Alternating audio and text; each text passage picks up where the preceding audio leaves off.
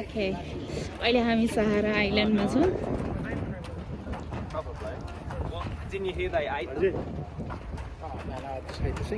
कति रमाइलो रहेछ त सहारा आइल्यान्ड त ओके सिद्धार्थ यो समात्यौँ उता छ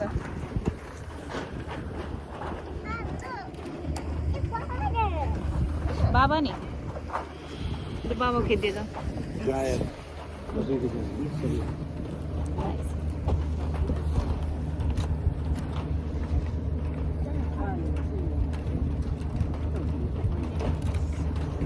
Let's go. सहारा आइल्यान्डमा जाँदैछौँ Sarah Darling. Sorry? कोरे Sarah Darling. सारा डार्लिङलाई भेट्ने रे ए ल Sarah Island.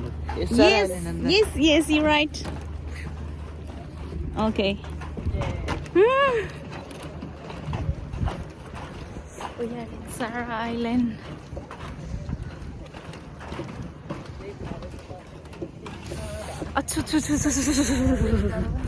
चिसो भनेर भन्न मिलेन छैन अहिले त खासै चिसो छैन छैन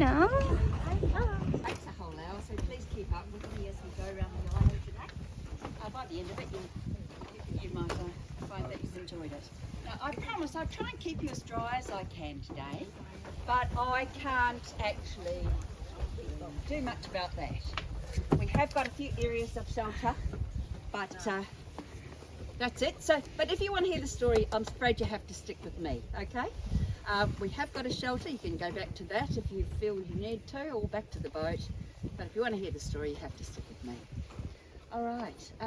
I'll also ask, please, we stick to the paths, we stay off the ruins, and we listen out for the ship's horn. Because your boat's leaving and so's your lunch.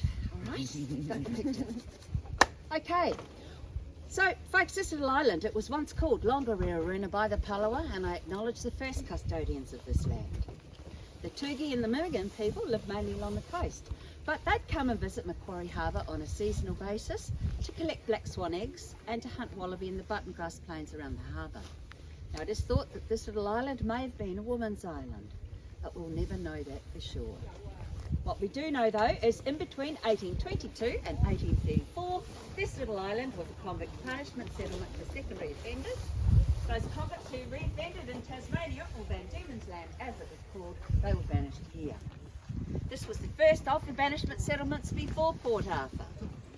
And by reputation, it was the very worst. However, stay with that thought of all that blood, brutality, mayhem and murder. Today I'm going to share with you 5 puzzles for you to think about while we're on our tour, and by the end of it you may have changed your mind. So the first of the puzzles happens to do with where we're standing.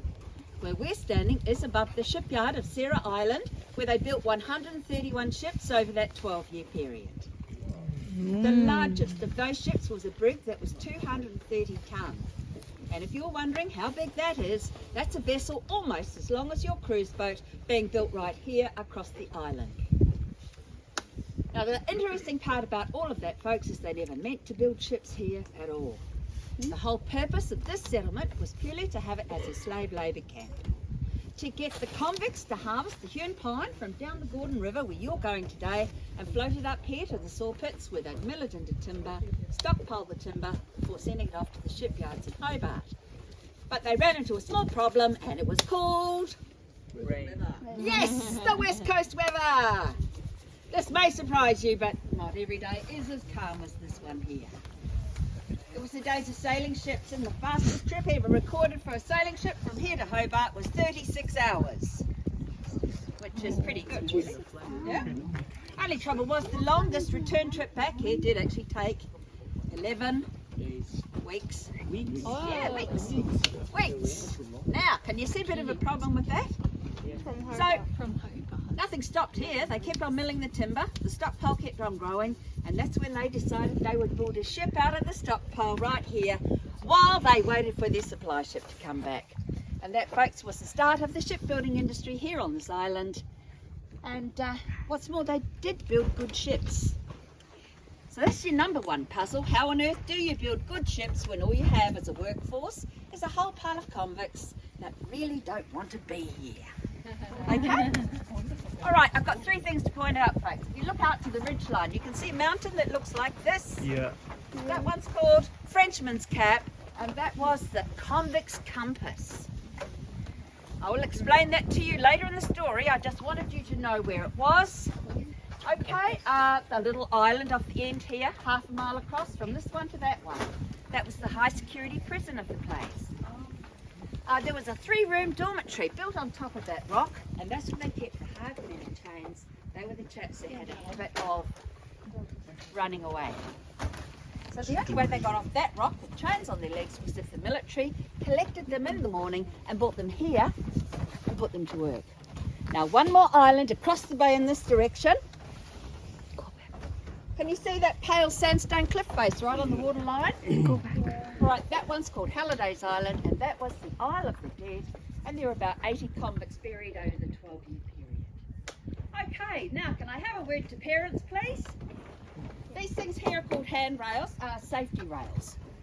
Please don't let your children climb on them. I know it's really tempting, but there's generally a hazard on the other side, and I prefer not to lose anybody through that. Now the convict that drew the picture on this sign was a chap by the name of Constantini, and he had been sent out here for forgery, which meant he could draw. Yeah, beautiful. So Constantini actually got to float around in a boat and draw pictures of the place for us, which is pretty good, you know. The history's over 200 years old before we had photography. So do take a look at the pictures as you go around today. Okay, now here we are in the blacksmith workshop. Would you mind popping back on the path, love? Don't want you tripping over things. Okay, the blacksmith workshop. There are 4 short bed tool making forges here. They make good quality tools here for use in the shipyard. And if you have a look through the trees in this direction, you can see the long nail maker's forge over there. It's got a bed of 2.5 metres. Oh. And that's where they made the long nails for the rabbiting and the scarfing of the keels of the large ships. 5 working forges does mean there was considerable industrial output from this tiny little shipyard. Okay, now it's background for you. The convicts turned up here 202 years ago on the 3rd of January. The first job they were given to do was to clear the whole island of all vegetation. Yes, that was proved to be a bit of a problem. As soon as they removed all the trees, the prevailing winds kicked in, and they are the northwesterly gales. Now they can funnel down this harbour and go from 20 to 40 knots at the drop of a hat, and it just about blew them all back to Hobart. Okay, so the only way they could survive after that was to replace a shelter all the way along the northern side of the island with timber windbreak fences. Folks, in some places those timber fences were huge constructions that were over 10 metres tall. And if they hadn't have built them, they wouldn't have been able to even grow a cabbage here. Okay, who can tell me what happens to timber after 200 years? And turns into stone? No, it doesn't, but it rots. It's the first time I heard that one, but that's all right. Folks, if you want to see those timber windbreak fences, then the only place you're going to see them really is in the pictures. So, there you go. Okay, that's it. Come on, let's keep going. Let's go.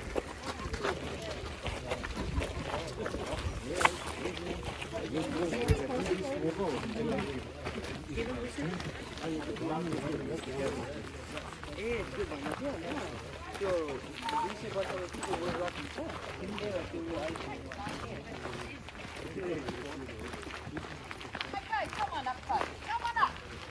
Move along, move along. Welcome to the shelter shed. Oh, mustard yard. Lovely, chubbly. Come on up, come on up. Welcome to the shelter shed, folks. We take advantage of it. Okay. Sarah Island. Years, 1,200 prisoners from 1822 to 1823. 100 prisoners each year. This is the shelter shed. It's the only one. You're very welcome to come back here and pop back to the boat. But as I said before, we come to hear the story. I'm afraid you have to. Okay, so here we are. We're in the muster yard. And this is where they gathered the convicts morning and night, and they counted them. Now, over that 12-year period, there were 1,200 male and female convicts who came through the settlement. And at top muster, there were 531 people living on this tiny little island, if you can imagine that. There were 380 convicts, 95 military, a few women and civilians, and there were also 27 Kids. children. Now, you'll be pleased to know they weren't convicts, but they were part of families who lived and worked on the island, and their dad was probably in the military. Okay, now, if you have a look behind me here, folks, you can see some sandstone building blocks. These sandstone building blocks came from the quarry that's directly behind me. In that quarry, they had a millstone. That's where they ground their wheat into flour for baking bread, with the use of a capstan that was powered entirely by those hard men in chains on Grommet Rock. First thing in the morning, the military would leap into their boats and they'd row across to Grommet, pick up those blokes from over there and bring them back here to morning muster. They would go count them, then they'd put them to work in that quarry, either breaking rock or carrying the capstan, and they were heavily guarded the whole entire time. You see, folks, these were the chaps that had a habit of running away. Beautiful. All right, now, the commandant of the time, he had an office high up there on top of that quarry, and that's where he had a bird's eye view of everything that went on at this end of the island. Now, the first commandant we ever had was a bit of a character. His name was Lieutenant John Cuthbertson, and he had been a war hero in the Napoleonic Wars. Now, unfortunately, folks, absolutely everybody, he also had the reputation of being a sadistic bully with peculiar tendencies. He's also said to have drowned off the island accidentally. Now, if you remember that first ship that we built out of the stockpile, well, that, folks, was what got him into trouble. So it was moored out the front here. Then one day the storm blew in and that ship slipped its mooring and it was being driven by the wind off towards the Gordon River. So Lieutenant Cuthbertson, he leapt into his workboat with his 10 crew. He went to go and rescue that vessel. Unfortunately though, they got caught in exactly the same storm. Their boat gets into trouble. In fact, capsized, and they all got tossed into the water. Well, Lieutenant Cuthbertson was yelling out, "Help! Help! To shore!" All the convicts ashore waved back, and that was the end of him. Whoa! I know, right? Actually, folks, that happened on the 24th of December, 1823. Day before Christmas. That's the one. Merry Christmas to the convicts, eh? Yeah. All right.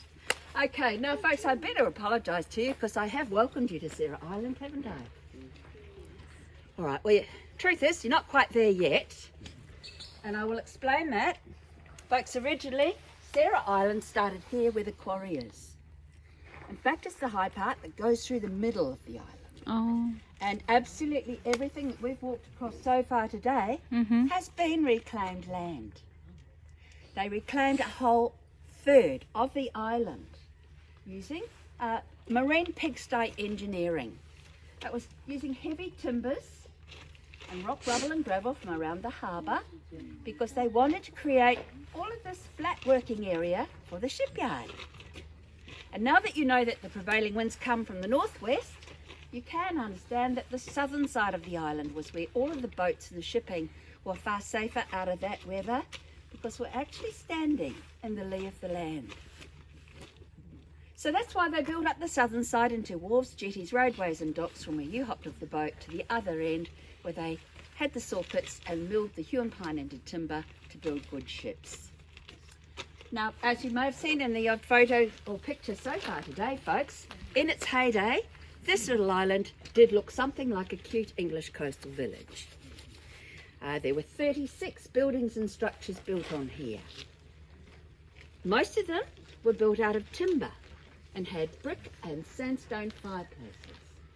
So that picture, house from that picture was built Most of here? them, most of them were built out of timber. Timber. Now, what happens to timber after 200 years? It rots. Beautiful. That's why there's an awful lot of brick and sandstone fireplaces. Okay? And I thought I'd mention it before you got too excited. Come on, we're heading on up the hill, folks. Put your dollies up the rock.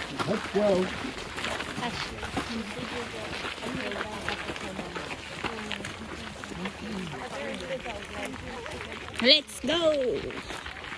We are heading to another place.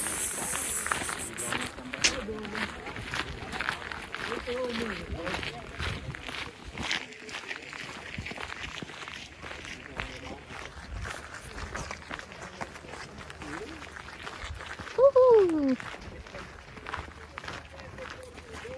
Okay. Last fishing dock. Really, is it there? हो नि ए उता पनि एउटा group रहेछ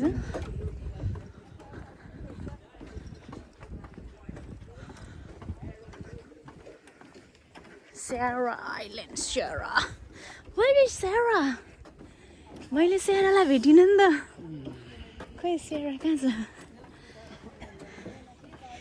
Okay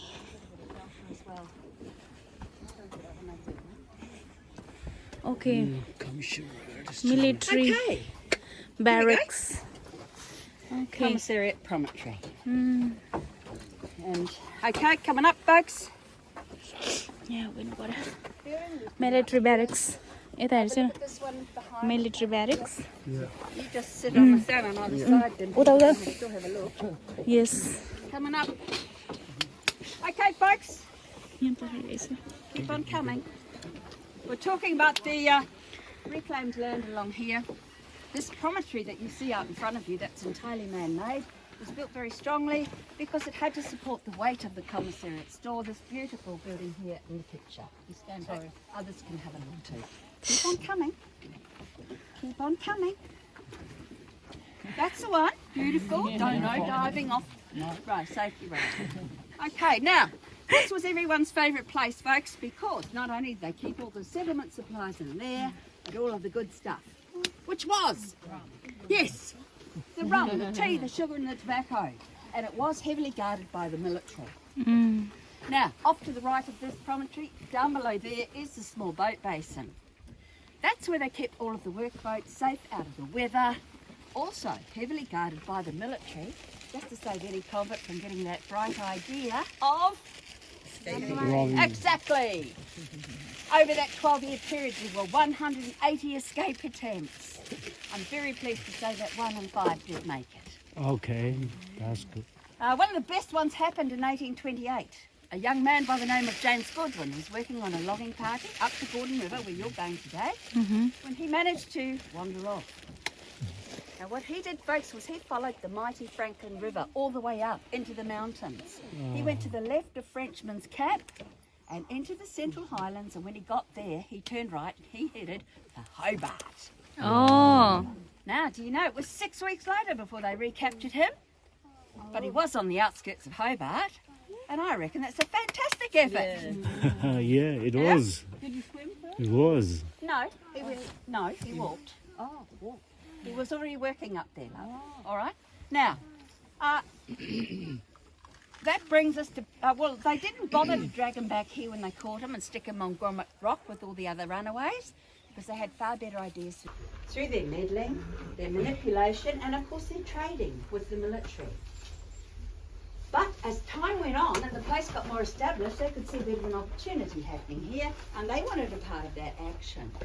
So what they did was they got their heads together and they came up with a plan. Now their plan was to launch a three-pronged attack against the bureaucracy or the administration of this island, namely those 3 men up in Government House. Who remembers dodgy Dr. Daniels at the hospital? Beautiful. A combat orderly working up there has worked out that Dr. Daniels is saying he has more people in hospital than what he's got. Therefore, he's getting more rations than what he needs. Then what he's doing is he's taking home what he considers to be scraps to Mrs. Daniels, so Mrs. Daniels can feed her... Kids. No, not her children. Animals. Oh, her chickens. Ah, Oh, that's not right on a convict island. They're not getting enough to eat. They could complain, but who would listen to them? So what they did instead was they went to the convict clerks who wrote everything down. They went through the ration books. They worked out the scam that Dr. Daniels was pulling to get us extra rations, and they came up with evidence. Then the convicts took that evidence along to Mr. Thomas Lompriere, the bookkeeper, on the 31st of March, 1829, the day he had to balance the books of the settlement, otherwise Governor Arthur was going to shut us down. Well, he couldn't balance the books, could he? Because they were right up the putt. But at least he had the good grace to take that evidence along to Commandant Butler, and then Commandant Butler had no choice but to charge Dr. Daniels with embezzlement or stealing, and he was dismissed off the island. Strike one for the convicts, folks. Strike two was against the military. And I do remind you that Major Champ was also dismissed, and he got caught too obviously trading with the convicts here. And strike number three happened to be against Mr. Hoy and Mr. Hoy's shipyard. Now, Mr. Hoy had come here to build good ships. He designed one, the convicts built it, but when it was out on sea trials, it got into trouble. In fact, it capsized, it sunk, and 4 convicts lost their lives that day. That was unfortunate. It wasn't part of their plan, but the sabotage of the ship was. You see, instead of the convicts doing as they're told and loading up the ballast of the ship with rough quarry stone like this, that would actually lock together in a sea, those dastardly convicts loaded up the entire ballast of the ship with round river rock instead. And all that did was simply roll around in the bottom of the ship until it finally caused a displacement. And the boat slowly overturned and it sunk. And that's called simple but effective. And of course Mr. Hoy's in trouble, but he's not having as bad a day as poor old Commandant Butler. Commandant Butler is the man in charge here, and the convicts have finally forced him into position where he has to either negotiate with them to restore law and order, or he can resign. What do you think he does? Negotiate. You're very civilised, but this gentleman over here is right. He resigns. He's off, he's out of here. Don't think too badly about Commandant Butler, folks. Remember, he came as a builder, and he built. But he wasn't going to negotiate with convicts. He left all this mess up to the new commandant coming in, Commandant Briggs. Now, he didn't get a choice. He had to negotiate with the convicts to restore law and order, but he didn't do it himself. But as the next best man to do that. And that was good old Mr. Hoy from the shipyard. Mr. Hoy had come here to build good ships, right? So he needed their cooperation. He got sent in to do a workplace agreement. What he came up with, they're pretty happy about. The first thing he got them was a rum ration as a sweetener. He got them a rise in food, which they badly needed. He got them a drop-in punishment, a comfortable place to sleep. He even had them fishing on the weekends. That's all right, isn't it? Well, here's the thing. With the cooperation of the convicts here, Mr. Hoy did build 96 ships within 5 years. And I think that's extraordinary. Now, what was he doing here? Well, truth was he couldn't find any decent tradesmen to work in his shipyard in Hobart, so he did a deal with Governor Arthur to come here and train up convicts into becoming shipwrights. Reverend Schofield and his wife Martha did their bit to help. What they did was they started up a night school in the old penitentiary up the top there. You know, one year they had 58 convicts enrolled in night school, all learning how to read and write. So we don't have a place full of blood, brutality, mayhem and murder anymore. We do have a place of education, industry and training, which makes this little island Tasmania's very first unofficial TAFE college. Okay, so guess who doesn't like that? Governor Arthur doesn't like it. He starts to build Port Arthur now, folks. Oh. Now, that jail I showed you up there on top of the hill, that was an experiment. they found out that when you lock men up in silence, isolation and darkness, it does send them insane. So what did he do? That's what he built. He did. He built a bigger one at Port Arthur. Oh. But here on this island, you've got a few good people making a huge difference in the lives of many, and all they're simply doing is they're sharing their knowledge. And you've got men learning new skills, and together, folks, hey, they're building good ships. And they are good ships, the government's selling them, which makes the whole place cost effective. But as soon as Port Arthur's finished, Governor Arthur shuts us down and everybody from here has to go and leave. Move around to Port Arthur. Officially this place closed in November of 1833. By January of 1834 there's only a handful of people left here. There's Mr. Hoy, 4 soldiers, 10 convict shipwrights. They are finishing off the last ship on the slip. It is called the Frederick, and they have to finish it, rig it, and then sail it round to Port Arthur and join everybody else. Good idea? Yeah. No! That convicts had a far better idea. They nicked the ship and they sailed it to South America. 10,000 miles away. And they went to Chile for a whole year as shipwrights. Before 4 of them were recaptured, were handed back to the British, and the British did bring them back here to Van Diemen's Land. Now, folks, if you do want to know what happens to those guys, do go to the play in town, the ship that never was. It happens every night. You do need to book before you go. Okay? Hey, thank you so much for listening. Wow, amazing story. Finally, we listen historical story, and thank you so much for your story. Thank you, Maggie. You're welcome. We gotta go, gotta go, gotta go.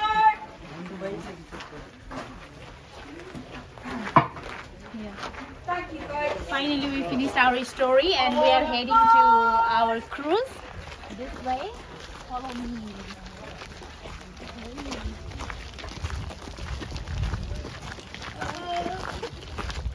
Hey, good job.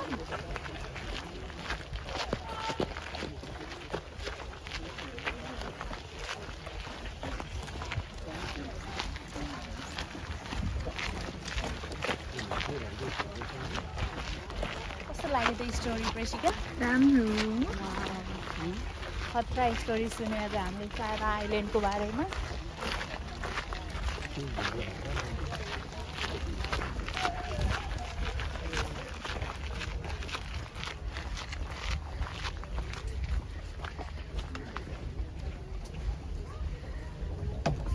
बाबु कस्तो लाग्यो तिमीलाई story राम्रो लाग्यो अब के सबैले सुनाउँछ होला नि त्यो स्टोरी थाहा छ अनि यो प्लेसमा आएर आफूले फिल गर्ने हो यो कुरो अरूलाई सुनाउनुको अर्थ सुनाएर मान्छेले सेफली मैले यो पढ्दाखेरि चाहिँ त्यस्तो wine window wine window wind के थियो wind break wind break wine मैले यो स्टोरी यो 5 मा पढेँ कि तर धेरै याद छैन कि ए हो इयर 5 मै पढ्यो 5 मा यो स्टोरी सुनाएको थिएँ क्या ए वाउ यो अस्ट्रेलियाको कन्ट्रीको स्टोरी फालाफाल छ है तर मजा आयो स्टोरी सुन्न त होइन त ल अब हामी हाम्रो क्रुजतिर जाँदैछौँ वाउ छाता यहाँनिर हस्तान्तरण गर्नु पर्यो छाता It was a wonderful experience. Oh, that's good. Good to hear. Thank you very much. Thank you finally अब हामी हाम्रो क्रुजमा जाँदैछौँ कति रमाइलो स्वर्ग है Presika wow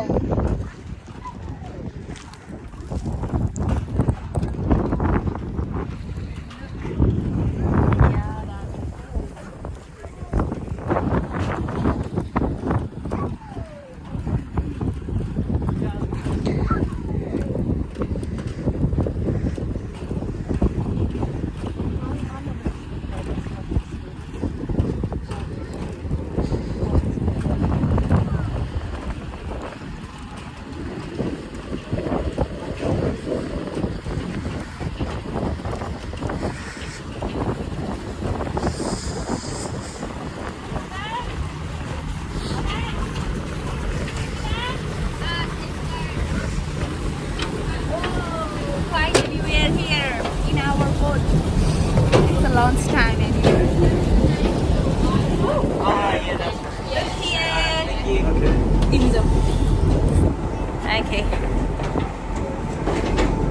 Finally our lunch time. होइन त सिद्धार्थलाई स्पेसली भोक लागेको छ ल हामी आफ्नो क्रुजभित्र छिर्यौँ बाहिर अलिअलि चिसो छ ल अब हामी हो ए अब हाम्रो डिनर यसरी रेडी भइसकेको छ अब very soon will having our dinner see you later enjoy our blogs like and share हो कि क्या हो Okay. See you soon, guys, in another vlog. Sayonara. Sayonara.